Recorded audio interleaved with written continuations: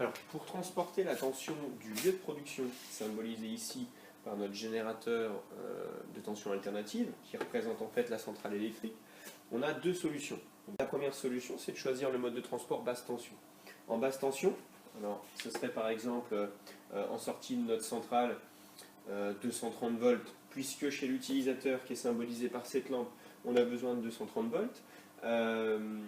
Ce serait en fait l'idée de partir avec une tension de 230 volts, de transporter cette tension jusqu'au lampadaire par exemple de la ville, ou alors un éclairage de notre habitation, de notre maison, chez un particulier, et tout le long de rester avec la même tension, 230 volts.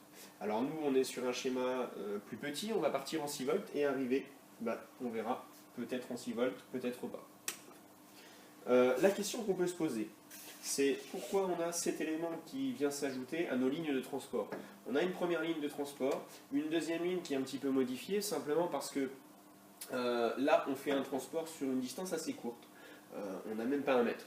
Quand on transporte depuis une centrale vers, par exemple, notre maison à nous, la centrale, elle n'est pas à côté. Il peut y avoir 50 km, 100 km qui nous séparent de la centrale.